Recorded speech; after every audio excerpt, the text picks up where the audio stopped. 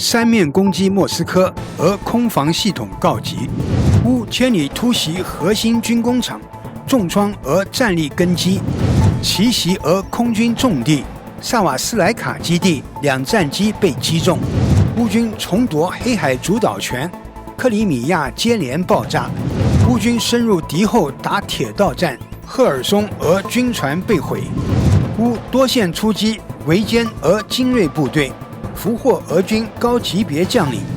俄军宣称推进第聂伯州，乌否认并指控虚假宣传。乌军逼近决胜点，北约急呼4倍防空加重装军备。大家好，欢迎收看新冷战情室，我是雨桐，请大家先为我们的节目点赞留言，谢谢大家。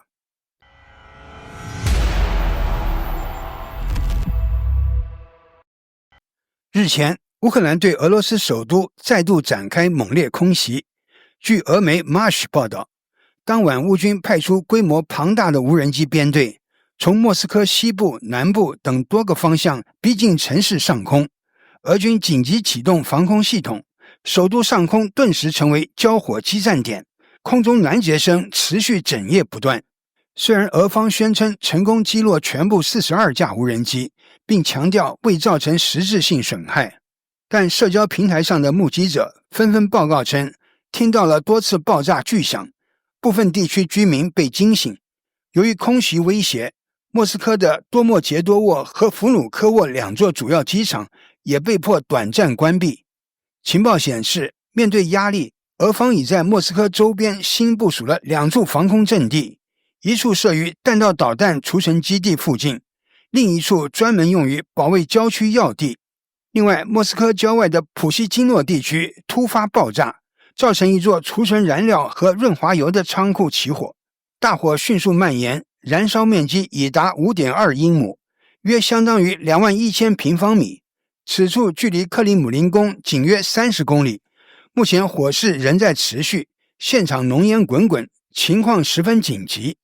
6月9日，莫斯科核心城市喀山也突遭袭击，一座可能用于军工生产的火药工厂疑似成为乌克兰远程打击的新目标。据独立媒体 Astra 报道，当地时间当天清晨，喀山接连传出巨大爆炸声。虽然俄官方尚未证实爆炸位置，但现场民众指出起火点疑似为一座油漆仓库。部分分析人士则推测，目标可能是火药厂。视频显示，现场升起巨大的黑色蘑菇云，滚滚浓烟蔓延至市中心，可见火势极其猛烈。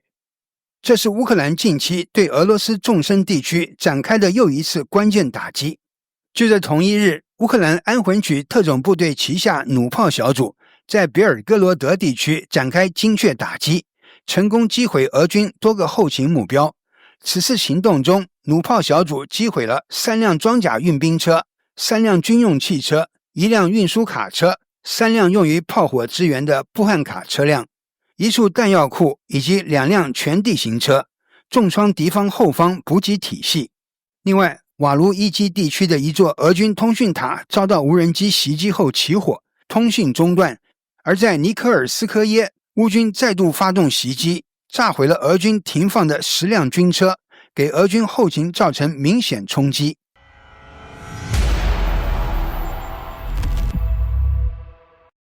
6月8日晚至9日凌晨，俄乌双方爆发迄今为止最猛烈的一轮空袭交锋。空中战规模之大、范围之广、密度之高，刷新了本轮战争的新纪录。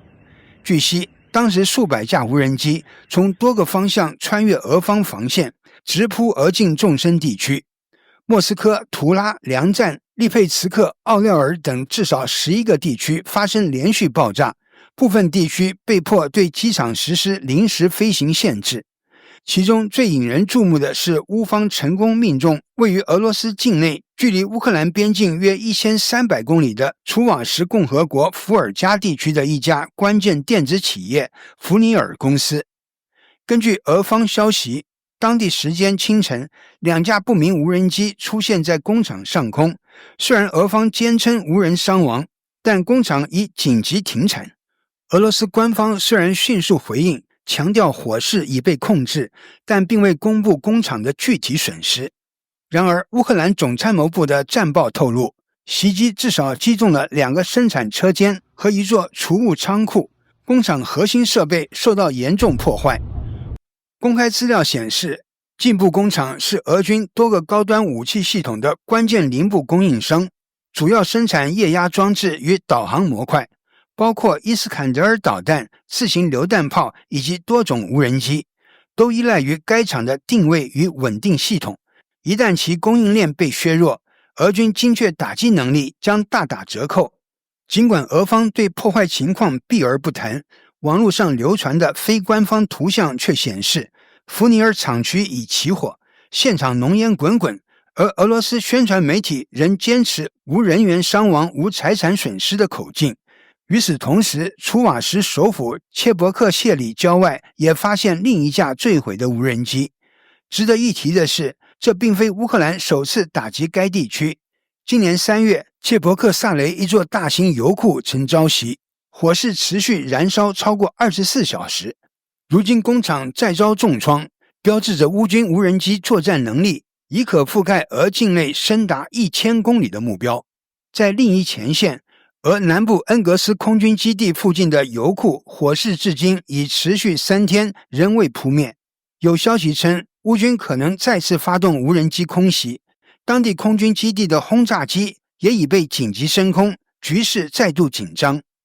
另外，6月8日，乌军还攻击了切伯克萨雷一处军工厂，并在9日凌晨袭击了萨拉托夫州罗素什火车站，致一列货运列车起火。乌军显然已将攻击范围从军事目标扩展至运输系统，试图从根本上破坏俄军的战备调度与物资供给。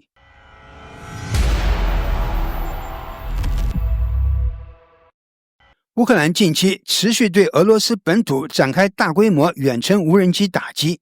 打击规模与精准度均创下新高，目标直指俄军空军基地与关键后勤节点，战术日趋成熟，成效显著。据乌克兰总参谋部披露，萨马拉、沃罗涅日、坦波夫和夏诺夫哥罗德等地在过去数日相继发生爆炸，尤以鲍里索格列布斯克与塞瓦斯莱卡空军基地为重点目标。夏诺夫哥罗德州的萨瓦斯莱卡基地此次遭遇重创，乌军无人机成功命中基地内2架军机，初步判断为米格31与苏30或苏34，受损程度仍在确认中。该行动可能沿用了蛛网式作战模式，由乌克兰特种部队主导，配合远程 Gogol-M 无人机执行任务。这款无人机具备600至700公里航程，并搭载多枚小型攻击型子无人机，具备外科手术式斩首能力，是乌方深入俄后方实施精确打击重要利器。乌方指出，塞瓦斯莱卡基地长期作为俄军发射匕首高超音速导弹的重要平台，此次打击有力削弱了俄军战略空袭能力，也迫使俄空军收缩行动半径。另外，俄罗斯南部的克拉斯诺达尔边疆区也传来异动，当地的克雷姆斯克空军基地突发大火，火势迅速蔓延至储油与润滑油仓库。卫星图像显示，该机场至少出现多个火点，疑似遭到袭击。值得注意的是，克雷姆斯克机场曾于2023年12月遭乌克兰特工渗透，一架苏27战斗机被当场摧毁，铁路线也曾被破坏，如今再次陷入火海，引发外界对其防御能力的质疑。而远在俄罗斯中部的特维尔州，乌军此前对米加洛沃空军基地的空袭细节也浮出水面。5月下旬的袭击中，至少有2座飞机库被击中，现场爆炸起火，损失不小。目前战线虽远，但火线已逼近克里姆林宫门前。乌军这轮密集攻势正让俄方防线陷入空前紧张。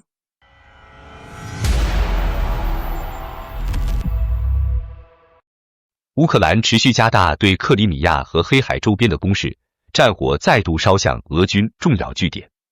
6月8日深夜，乌军出动无人艇对黑海一处俄军特种部队基地发起突袭，重创俄方设施。据诺尔报告披露，这次行动发生在俄军位于黑海的一处天然气平台上克里米亚2号，该平台被用于军事用途。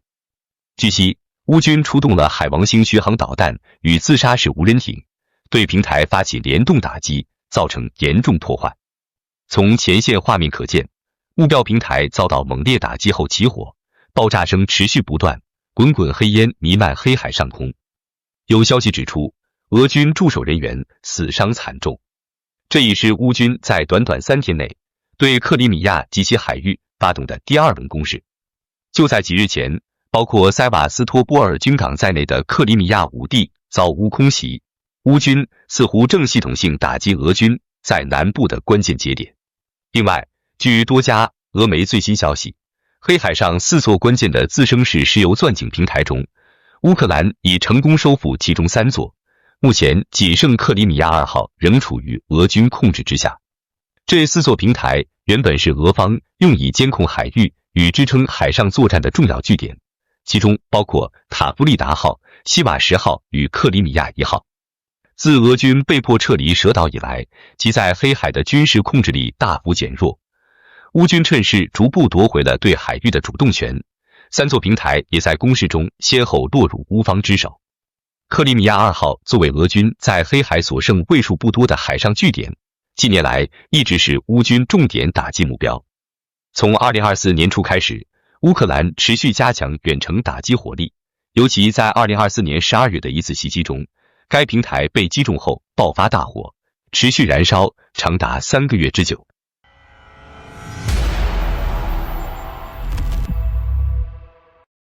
顿巴斯一线战斗仍极为惨烈，在波克罗夫斯克、托列茨克、科斯蒂安特尼夫卡方向，俄军持续试图弥合前线2个关键缺口，企图靠近斯洛维扬斯克与克拉马托尔斯克核心防区，但代价高昂，进展有限。同时，俄军对波克罗夫斯克的猛烈突击未能取得突破，只得以摩托车为主的小股突击队迂回前进。虽然抵达第聂伯罗彼得罗夫斯克州边界附近，却仍未能越界进入该州，更谈不上实质性控制。据悉，乌克兰斯巴达旅顽强防守，成功击退4轮俄军进攻，摧毁2辆坦克和1门自行榴弹炮。另外，乌军在扎波罗热前线发动一次大胆的铁道战奇袭，成功深入俄控区域，精准打击俄军后勤补给线。乌方出动无人机，锁定一列正在运输重装备的俄军军用火车，发动突然攻击。此次打击摧毁了包括13辆坦克、7套火炮系统、103辆军用车与装甲运输车在内的大批俄军装备，连同10节满载燃油的油罐车也一并被炸毁，等于瓦解了俄军一个整团的战力储备。事件一出，俄军地堡中传出震动，军官面色铁青。而在另一边，美国前总统特朗普则可能再次拿此事做文章，称乌方的打击行为激怒了俄罗斯，给了克里姆林宫反击的借口。乌克兰战争的紧张局势也因此再度升温。与此同时，赫尔松战场也再度传来捷报，乌克兰第34海军陆战旅成功击毁一艘俄军试图强渡第聂伯河的军船。俄军当时正尝试以登陆艇突袭乌方控制的河中岛屿，却在行进中被精确打击，未能接近目标。乌方目前正在南部战线持续反击，尤其是连接赫尔松与克里米亚的区域。在扎波罗热战区，乌克兰空军也展开主动打击行动，一架米格29战机近日精确投掷 AISM 铁锤制导炸弹，命中俄军一处阵地并引发弹药库爆炸，火光冲天。类似打击行动在过去1周内已至少发生3次。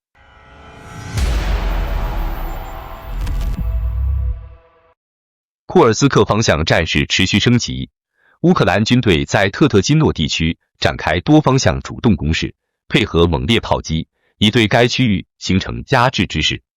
据前线情报，俄军第56突击团目前在该地区被乌军合围，处于孤立无援的困境，突围希望渺茫。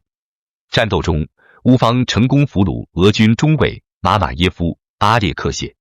据悉，该军官曾在海军担任扫雷艇指挥官，后被紧急编入地面部队，投入步兵战斗，反映出俄军兵力严重不足，正被迫将其他军种人员调往前线，作战效率明显下降。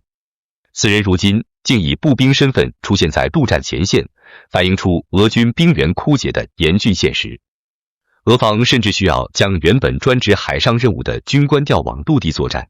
这种拆东墙补西墙式的兵力动员，引发外界对其战略纵深的担忧。若乌方在里海周边关键水域布雷，俄海军能否迅速排除威胁将成疑问。这一俘虏事件同时也证实，乌军仍在库尔斯克州境内活动，并未被完全清除出该地区，与克里姆林宫宣称成功稳控局势的说法存在明显出入。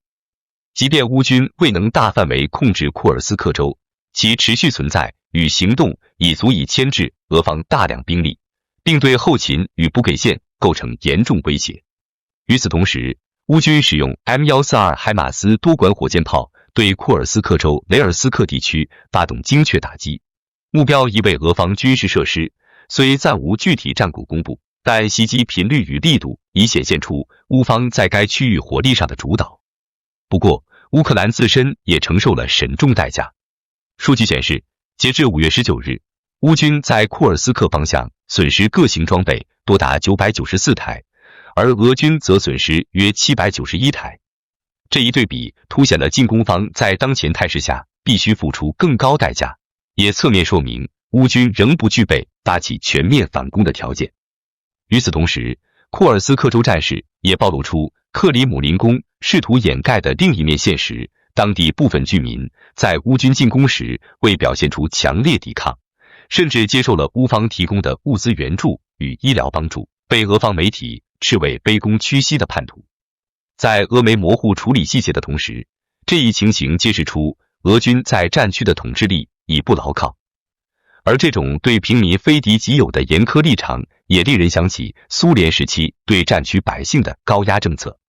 更令人不安的是，战事期间，俄军自身的失序与暴行也开始浮出水面。根据生意人报调查，俄军风暴 Z 部队中的5名士兵在库尔斯克州北部结伙犯罪。俄罗斯独立媒体美杜莎也指出，尽管乌军在库尔斯克的攻势已被压制，但局部秩序仍未恢复正常，许多区域仍属灰色地带。在苏梅方向，虽然俄军占据苏梅以北部分定居点，但其推进节奏明显放缓。乌军未选择正面对抗，而是通过侧翼骚扰和切断补给线等方式，试图削弱俄军推进能力，造成更高伤亡。据悉，俄军虽试图在苏梅战线增兵，以期撕开突破口，但未能取得关键进展。乌克兰第225突击团则在前线展开一次有效反击，歼灭一支俄军机械化部队，现场遗留大量被摧毁的俄方装甲装备，进一步巩固了乌军在局部战场的优势态势。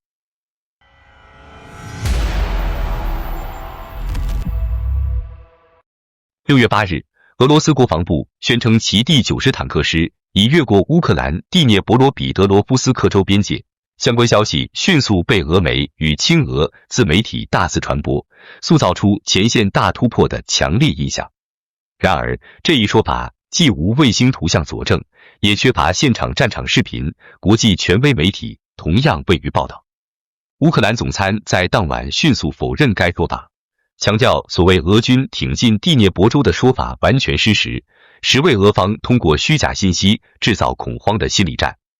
同时，乌军第31独立机械化旅表示，尽管防区局势紧张，但该部已坚守阵地，成功阻止俄军渗透。事实上，从地图来看，俄军近期确实逼近州界，但他们推进的是一片空旷田野，而乌军选择在后方构建更完整的包围式防御，以待其深入再集中围歼。这种诱敌深入的防御策略成为当前乌军的主流战术。他们在阵地前设置开阔死亡区，使用无人机和重型火炮削弱俄军，若敌军突破，则短暂放弃阵地，诱敌深入后再使用海马斯火箭弹和集束炸药进行大范围反击。这种以小代价换高消耗的策略正在有效遏制俄军推进节奏。法国前陆军总参谋长尼古拉斯·里乔在接受《世界报》采访时表示，乌克兰军队已成为纵深防御战的专家。俄军若想实现真正突破，几乎不可能，也不具备完成大规模攻势的能力。他指出，乌军并不热衷于与俄军进行阵地肉搏战，而是利用无人机与炮兵远程打击，削弱对手有生力量。这种战术类似于李奇微将军在朝鲜战争中提出的磁性战术，诱敌深入，再激活反击。ISW 战争研究所战场地图也显示，俄军在苏梅州边境集结了包括第76与第98空降师、第20级团军第3摩步师、太平洋舰队、810陆战旅等多个部队，距苏梅市已不足20公里。乌军依旧采取接触撤退战术，并在关键节点以集束弹药集中反击，迫使俄军推进受阻。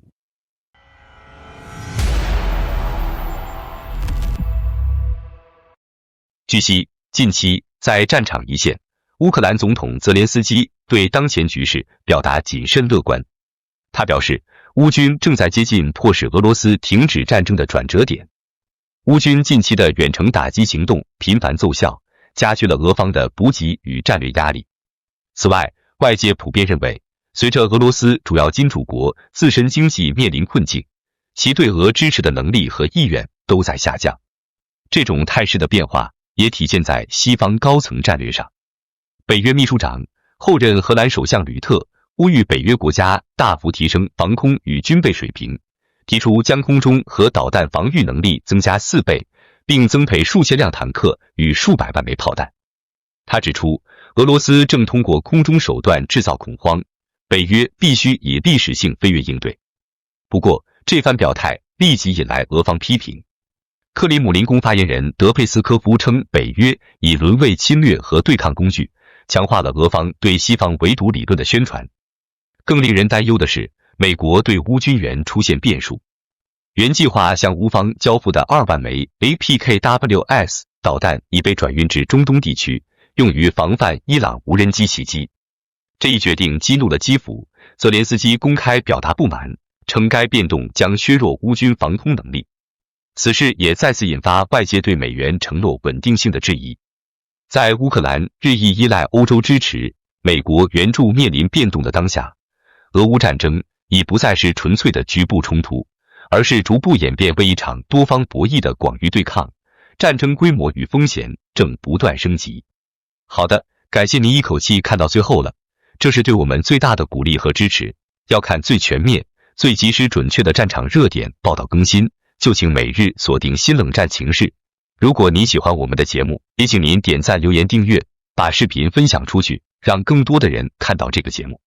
想要赞助我们的朋友，可以打开超级感谢打赏赞助，帮助我们能持续做出更多好节目。谢谢大家。